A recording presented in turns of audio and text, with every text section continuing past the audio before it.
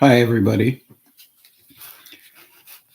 I hope it's not raining where you are. It's raining where we are, but I guess it takes the snow away, so it's a great idea. I wish everybody a good evening. I have a few questions, and one I'm talking about these questions, you can attempt to understand that as I get into the questions, you'll understand what I mean. That there are many things that can happen in the process of growing. Um, and some people hardly anything happens, and that may imply that they may not be nervous as as much as others might be. Now, this is something coming from Pat Donahue in New Jersey, and this is about a student that she has, and since it's, well, let me read it, and you'll see what I mean. He's talking about a student, and and she gave her permission to run this by us. Uh, here is your journal entry, her journal entry. Most people think I'm crazy or exaggerating when I share this, so it's kind of hard for me. You can understand how difficult it would be when you have something private inside yourself and you are trying to figure out what's going on.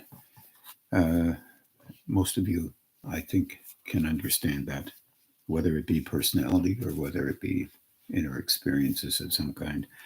The summer after my sophomore year in high school, uh, I started to experience these weird occurrences. I remember the first time it happened. I thought I was dying and had the phone in my hand ready to dial 911. It was like nothing I ever experienced before. All of a sudden, a very, very strong sense of deja vu came over my body, and I had these rushing thoughts, and my body was tingling. The thoughts were of deja vu, and it was like I experienced these things before, but they were very, very different. Kind of like a different reality in a way. It's very hard to explain. They continue to happen. Sometimes I get them up to 5 times a day. They would take so much out of me and were so overwhelming that I would get sick. Being diagnosed with severe anxiety, I just assumed it was a panic attack. However, I began to research these symptoms and could come to no conclusion. Some sites would say it was a silent seizure, an aura, various other things, but it was simply none of these things. Finally, I had enough, and I told my primary doctor about my occurrences. I was sent to get multiple overnight EEGs, sleep studies, etc., and they also had come to no conclusions. I had no answers. I finally did some in depth research. I found out that what I was experiencing was shamanistic visions. This would not be out of the ordinary for me, as my grandmother is a psychic and I am very interested, in tune with the spiritual world. So it turns out I may truly be a shaman, but I'm not ready for that path in life at the moment. In my reply to this entry, I asked some questions, and this is Pat talking, to determine how she was taking care of herself and being supported. Here's her reply. I still have them, the occurrences, sometimes, but I can go years without having them. Sometimes I'd have them up to 5 times a day, and when it comes to being comfortable with them, not really. As I just try to brush it off, it does affect my entire day when I have one. My grandmother is still here, but unfortunately suffers from dementia. And oh, yes, the first thing I did when I started experiencing these things was consult my psychiatrist. And she stated it was definitely not anxiety, excuse me, I have to get another page here, induced. I've gone through numerous tests and diagnoses to be cleared of anything. I can see that there's hardly any ink there, but I think it says medical. I don't really like to tell people about these experiences because it's hard to describe and put into words. And they could never understand unless they personally experienced it. I have a great support system who are very open to what I experience. She has friends that she can talk to these things about. I don't think I've had experiences like what she's describing, Pat says, and I would like your thoughts on what this might be. As I write this, I realize I haven't life mapped it, and so I'll do that now. So this is an extreme dilemma for anyone who hasn't had this kind of experience. And for some people, they would be all excited about it, and they would talk about their great psychic ability, and this is really part of the whole dilemma. Our dilemma in a growing process can experience many things, and by the way, those included. This is not a negative thing. It is kind of a strong experience that she is involved with, but she may have had these experiences in previous timelines. I would suspect that this is probably true, although she talks about her grandmother who has psychic ability as well.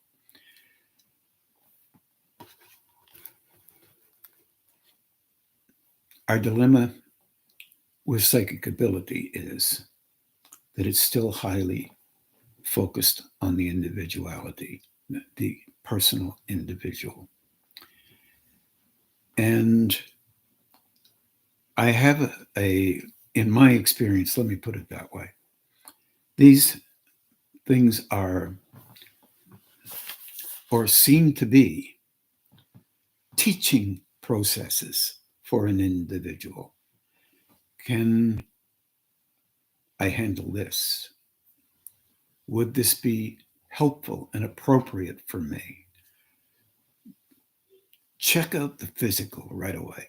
Check out the emotional, which she has done, the psychological she has done. And had no response. So based on her grandmother's also background, she's assuming that it may be that she is a shaman.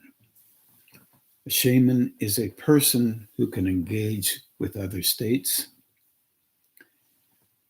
but there are other definitions which can relate to healing, can relate to visions about the present, the future, the past, all this in a psychic way that is kind of already defined in our world pretty well. So you can look this stuff up.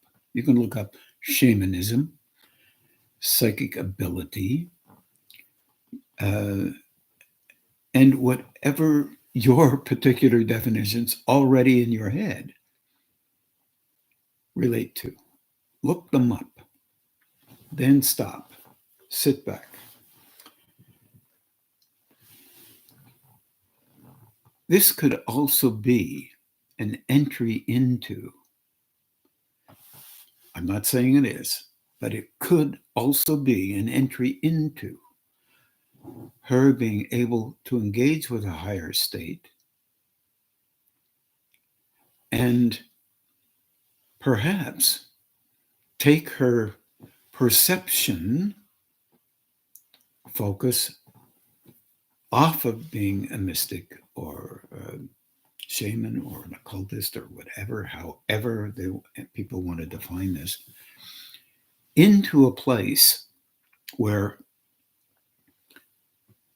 once again, a higher state can operate through her for a purpose related to it, not related to the personality. This is a dilemma, because if you have this kind of experience, the first go-to is naturally, normally related to you are a person who has this. It's normal, and it's neither good, bad, or right or wrong.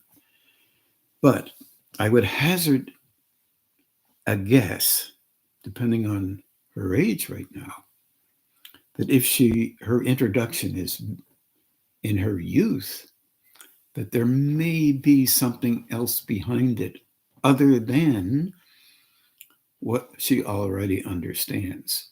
However, that internal flow, or that spiritual flow, one could say, will tend to express in her the way she has determined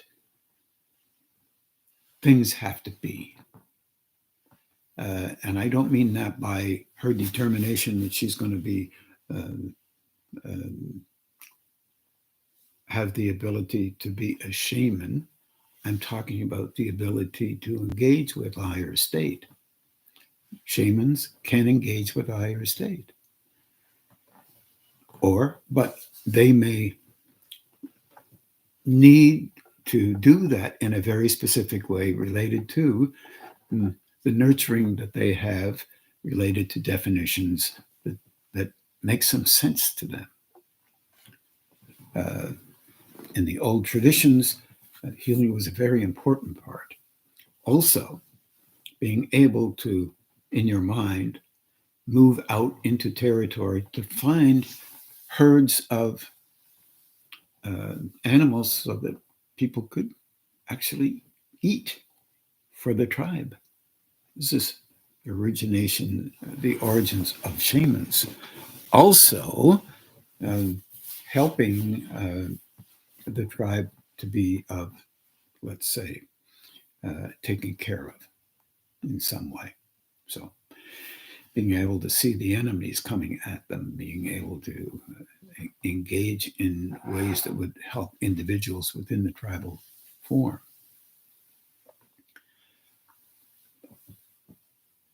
I think it's difficult, and Pat, it may be very difficult for her to consider the possibility that her relationship with this flow may be a precursor to something else, because she's really a bit nervous about this. And I can't say as I blame her at all. I think anybody would be. But the idea of a déjà vu is, or in other words, you believe you have been in this place before, is one aspect of what can happen to people. There are many, many different things. But we tend to define things based on what is relatively familiar. Even though this isn't familiar to her in the experience, it certainly is familiar to her in the knowledge that her grandmother was definitely a shaman, or shamanistic in some way, or clairvoyant.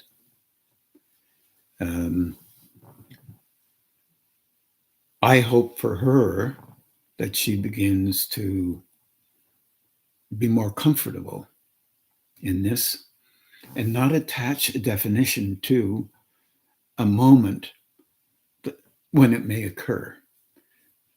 Because if she has deja vus about many places, wherever she might go, then it is natural for the personality mind to construct a system or a form of what must have been in the past, which may or may not be true.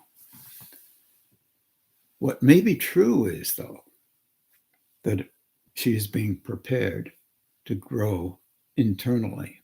And it looks like, just looks like, she's less afraid of it now than she was before, which is movement related to fear. It's very important, this kind of movement. Being less worried about it, just a little, is helpful so that something else can be given internally.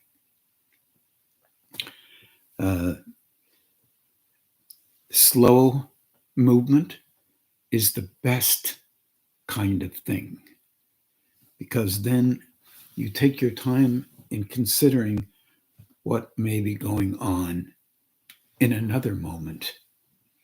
You start treating these moments separately instead of grouping them together in a definition.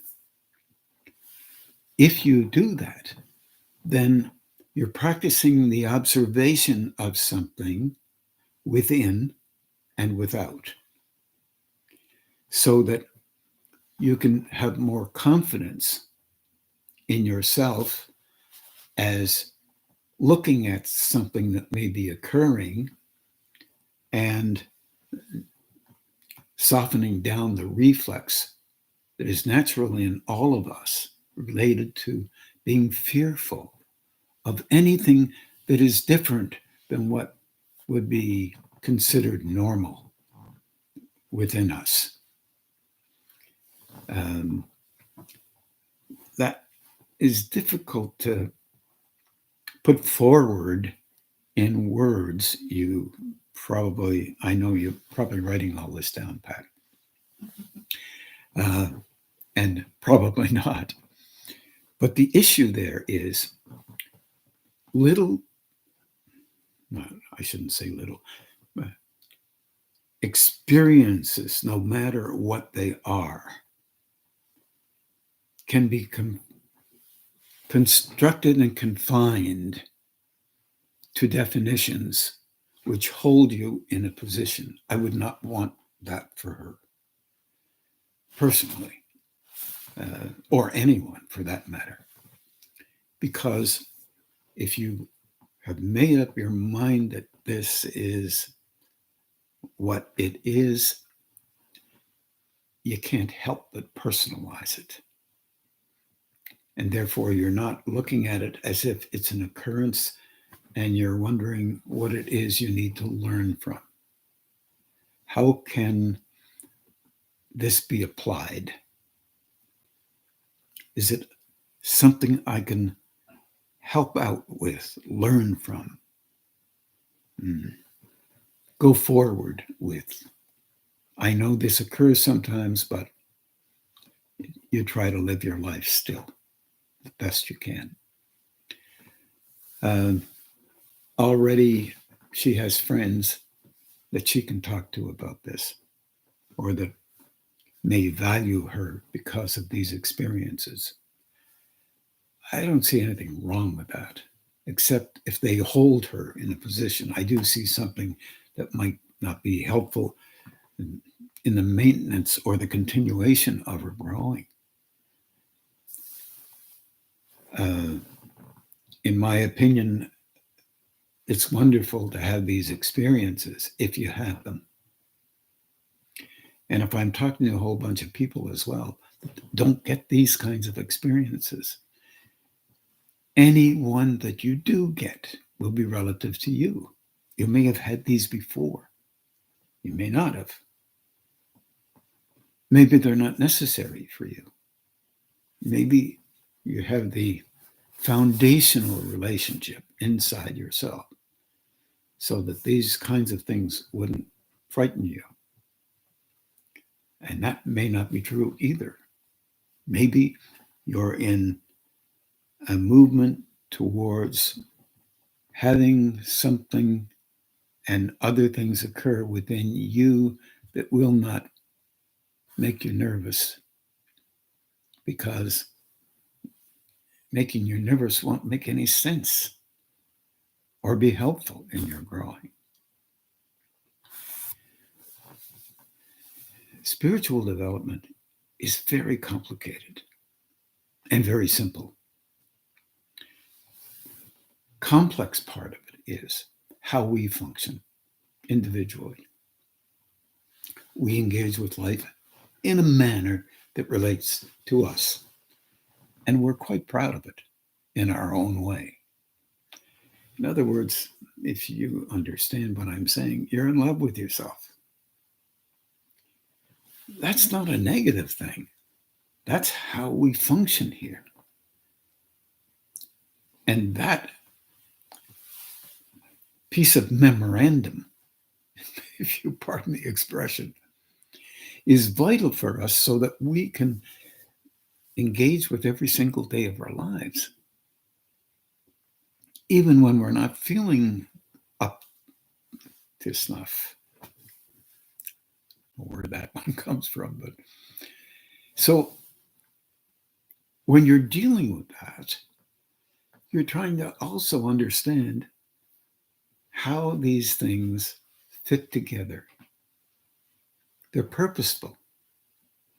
For example, if your student could be aware of the centers that were open under these circumstances, often the solar plexus is a major key player in these kinds of things. Not always, but often. Sometimes the root is a major player. And if she could notice that, then suddenly she would say, instead of this, I'm noticing my solar plexus coming on stronger.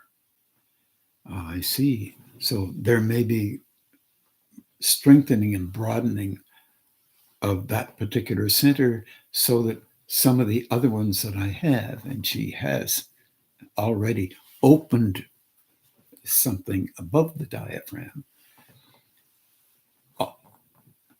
Because of that, she is starting to be able to have an effect occur in her that is physically and slightly emotionally having an impact on her personality. Personality, under these circumstances, will begin to adapt. The brain will say, oh yeah, okay, I had that about 100 times. Even though I'm still a little nervous, okay, well, that happened before. And there's an adaptation that goes on. The vulnerability, even though it may happen, and then it softens down. So preparation is going on for something that may be totally different than how this particular perception that she's had would be.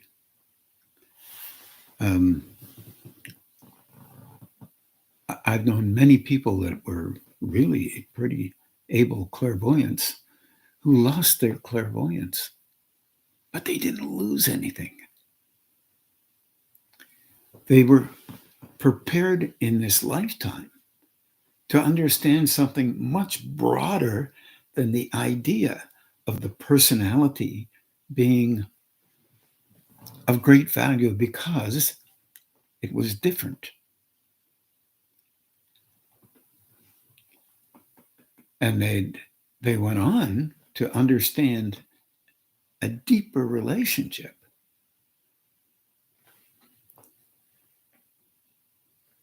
that the personality has with higher states, at least to some degree. And then some grabbed on to one way of thinking, and others grab on to another way of thinking. And those definitions made better sense to them, and therefore they used them for a while. Then perhaps they began to use another way of seeing. Their perceptions were broadening out even more, and they didn't call themselves clairvoyants anymore. They called themselves growing people, growing beings. No matter what happens, we're great definers. And the purpose in that is to make each and every one of us comfortable. We choose some way to see this or that or the other thing. That, therefore, makes us comfortable for a time. Something else happens. And even as I'm talking to this, her solar plexus is showing up to show me that it needs a little bit of help. It's opening strongly.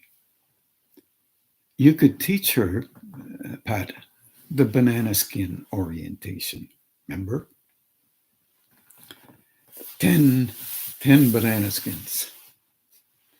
2 at the bottom. Then, I don't know whether I can do this or not. Maybe I can, maybe I can't. I don't think I can, but okay, yes, I can. I'll try it. 1 hand, 2 hands, 2 banana skins. Next to the sides, a little bit, 2 more. Straight, 2 more. Again, semi-sides, 2 more. And finally at the top, 2 more. And you're always closing. And teach her how, if she's interested. She's not interested, don't do this. Because it will disturb the way she sees things. She's already making up definitions. And maybe those are the definitions she needs to have right now. Everyone listening, and including the person who's speaking, has ideas right now about this, that, and the other thing. Everyone. Eventually, they move a little. You learn. Something else makes sense, and you engage with it because you're learning. You want to open more. You want to learn. You want to go beyond what you declare has to be. Within you is what I'm talking about. Within you. This is wonderful. Our dilemma is, in this personalized world, is that we hold deeply and firmly to what we think might be valid. And it's usually got a name on it. Sad thing about that name holds us in a position. It won't let us move internally to grow. I don't care what your experiences are. It just doesn't matter. Or mine. Doesn't matter. But this is a natural method of comforting ourselves at these stages that we are at as a growing being.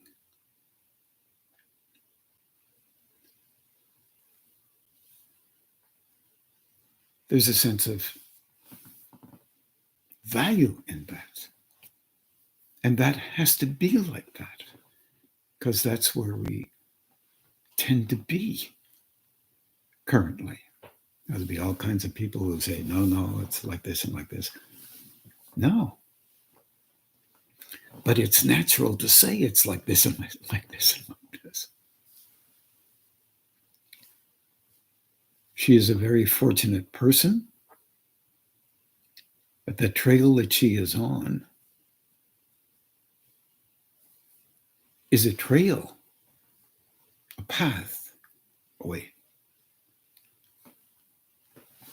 and is got a lot of branches off it like a tree. And it's easy to take one of them because it is valued more by people in our world who are, to be honest,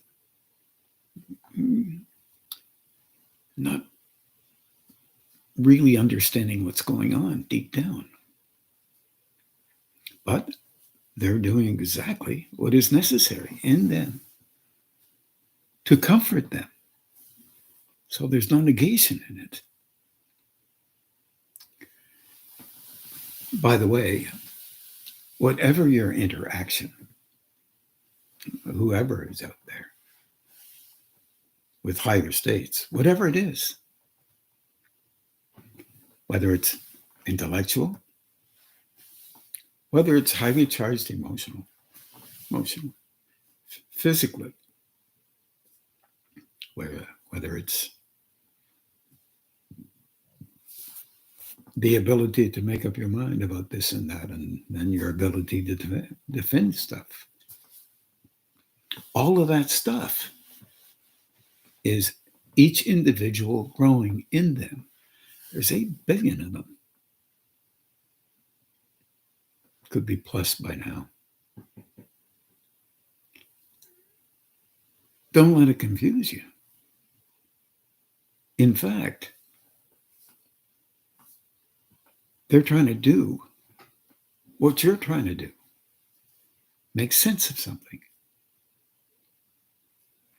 Whether it's through devaluation or whether it's through elevation of themselves or whether it's getting all their friends to agree with them so that they can be right about something that they would lose face if they weren't right about. This has been going on for so long, and it's continuing to go on. Our difficulty is we don't see it. Hopefully, you can begin to see it and then broaden out your mind to the point where you begin to understand, my goodness, this is what we do. Yeah, fine. A whole bunch of people do it slightly differently, but basically they're doing something related to a kind of loving of themselves. And that can take all kinds of twists and turns. So there's no devaluation in it. It's learning in it. So when you're devaluing somebody else, you don't understand. They are learning through them. You're learning through you. One day, you may understand that your devaluation was a transmission in their direction to hold them in a position so they wouldn't move. And you would declare them as that. Later, you might understand that. Right now, it may make you feel very righteous about how valuable you are because you think a certain way. This is the norm. People all over the world do this. That's partially what makes up the tone of our whole species. If you can think of that. Think of it this way. And don't put yourself down or up. Think about it. What do you contribute to the tone of the species? Ever been angry?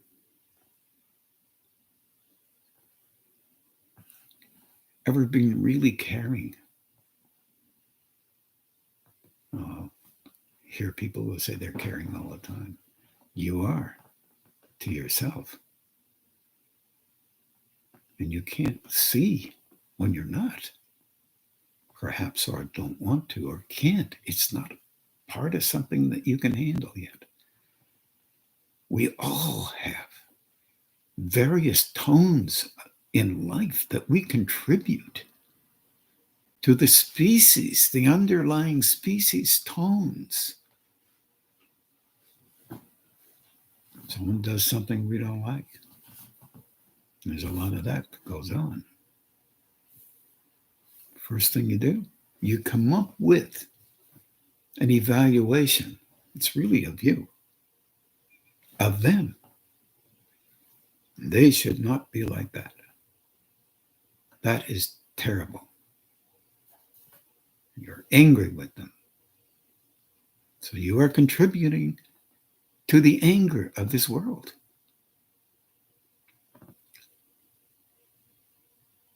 So instead of being angry, you might say, my God, this person is so young. And he even may be, or she may be, not on her best behavior and can't be for whatever reasons. They are contributing very similarly to the species. Something similar to you when you're angry and putting them down. This is pretty far-reaching.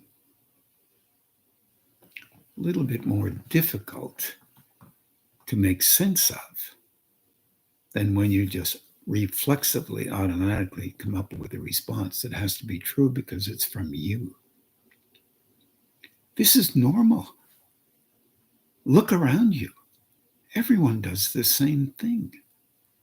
We're learners. Even those who put themselves way up on a pedestal, they're learners. Perhaps they're learning how to contribute something different. But at the same time, they're also contributing what a normal human being contributes because that's what they are. And they're trying to shift that somehow, or not. Or say there's no reason to. I am the way I am, and that's the way I am. 3-year-olds say that. Why can't 60-year-olds say that? It's a speak. It's not real. But when you attempt to shift something, you begin to realize how difficult that is. Because all of this stuff was comforting you in relationship to a definition that you made up about the value of you, whether it's down or up or in the middle. It's how we do things. It's not bad, but it isn't always helpful. So in the understanding that a person might have about linking up with the higher state, already there's tremendous amounts of theories, and they battle each other for first place. Not relevant. Yeah, I said that. First place is not relevant. That's what I said. Living it is more relevant, and it's so difficult to do. But as someone said to me at one point, I kind of overheard this. Spiritual growth, the definition of spiritual growth shouldn't be difficult. It should just come to you. I think it might if we weren't standing in the way. Here's what I mean by that. You decide somehow that you should do this or that. And then it doesn't turn out. Or it does turn out in a way that relates to what you believe it should have been like. So you're comforted by that, but you're not comforted by the fact that something didn't turn out. This is normal. I'm talking to every human being that exists. But wherever your focus goes, this universal flow goes.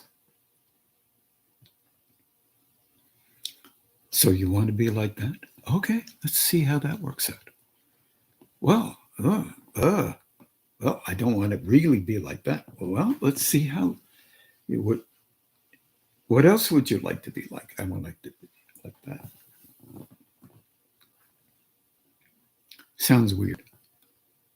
Sounds like a genie in some bottle. Not quite like that, I don't think. But there's an underlying factor.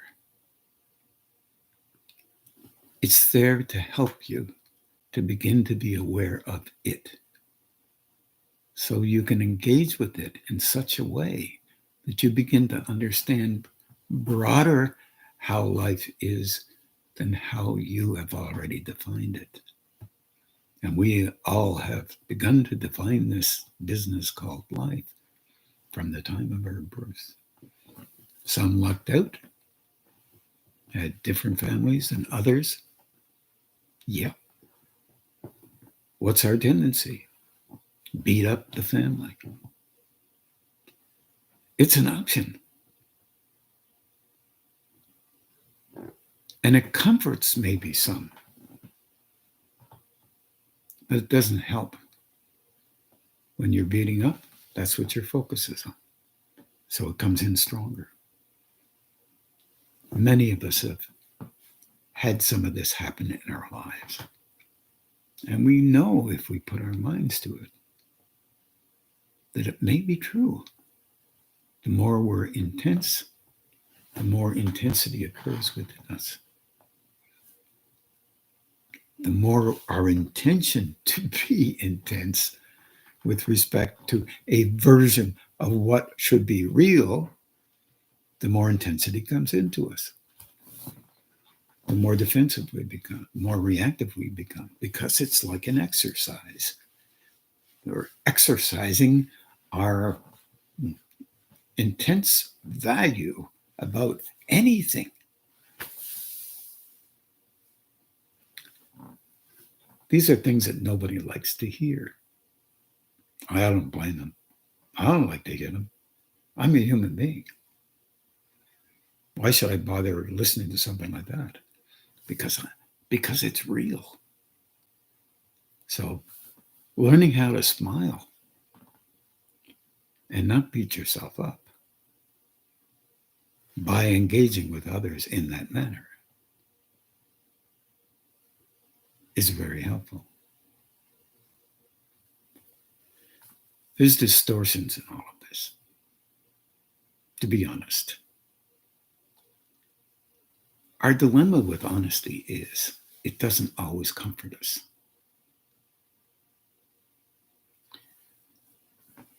But search out that honesty inside yourself that relates to seeing you, not putting you down or others down, but seeing you. And then comforting you. It's okay. It's all right. So this is how I function. This is how it works. How can I link up closer to a state that enables me to perceive more than I can in a gentle, this is valuable to me, but you have to think about it, balanced and appropriate manner for me as I continue to grow, as I can do it. There's no perfection in this. Perfection is related to you have a right answer, and you meet it, and you're engaged with it. And this is the only way to do something. But there's no perfection in this. There's continuance. There's learning. There's finding that respect for yourself, which you deserve. Everyone deserves it. And engaging in a way that relates to touching the core of our species with a tone. When you can, not making it up and acting out that way only. You're doing it as you can. And then, okay, start again. How many times? Many as you want. But many as you want, as you're trying to do something, you will find that it's difficult to allow yourself to do something different than what you're used to. This is normal. I use the light map on that. Now, the light map is an act of opening your hands the way we learned how to open our hands. Creating a vortex. Boom, boom, boom. Not you personally, just putting your hands together like this. And talking that to that universal state. And asking for help for you in a way that helps you in your particular inner development. If it means you're to do this or that, whatever, move me in a direction so I can be helpful in that particular instance, in that way. It's scary to honestly want to grow. It's not so scary to decide and do things, if you have a will, that will help you to grow. Especially if you are the person who's making up the declarations of what is right and wrong to grow. Growing has no right and wrong in it. Well, that is annoying, I know. But it has continuance. It has a deep level of respect for you, a deep level of nurturing, no matter how many times you seemingly so-called fail, which is all really ridiculous. You continue. Start again. Many people, especially since this COVID time, have said, I don't run, I don't meditate as often as I used to.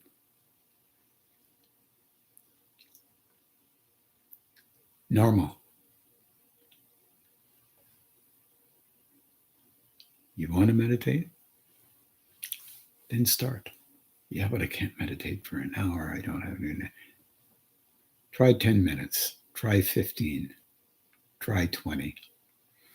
Get the habit going again. If you can't do it 7 days a week, do it 3.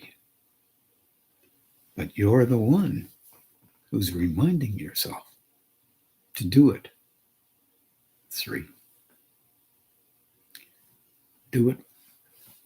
Find a time, because you will find no time that is going to be convenient for you. If you're involved with life, it's going to be busy. But you said you wanted to be involved with a higher state. Okay.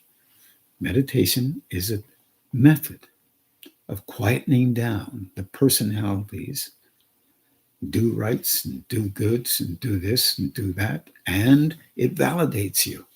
That's its job. It doesn't like interference because it's energetic and you've constructed it that way. No negation is involved with that. It's just what happens.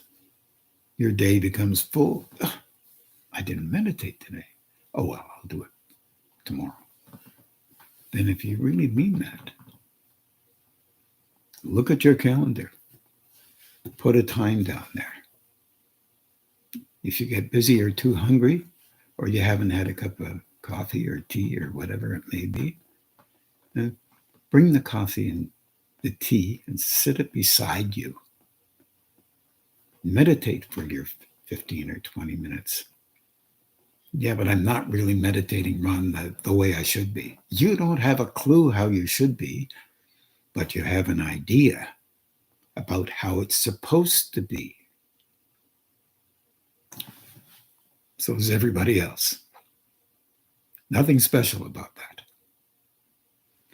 So then have a cup of tea, little sip or two, put it down, go at it again.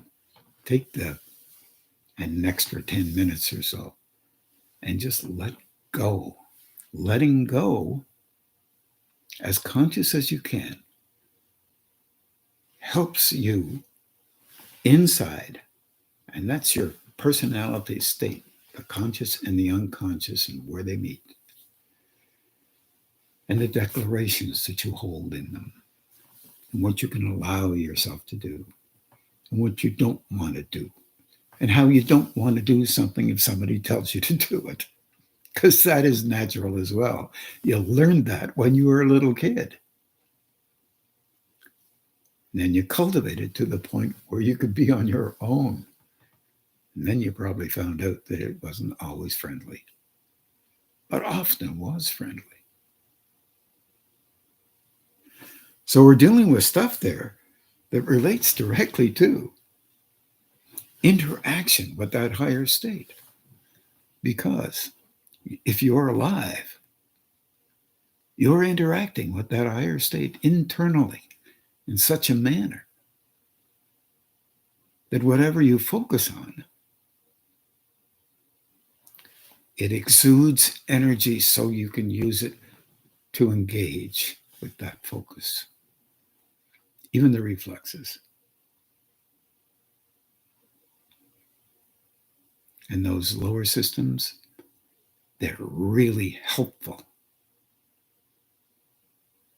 Both to engage with higher states and to engage with the states that you have determined are more comfortable for you. No negation there. This is all part of us just being human beings. Give yourself less of a hassle. Be sincere when you talk to yourself.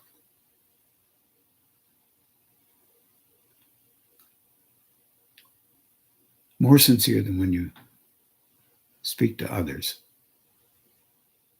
about your personalizations.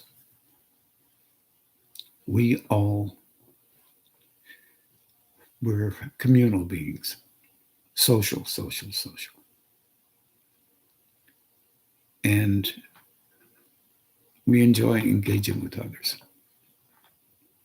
Even if we're independent on the outside, the inside, we like the interaction.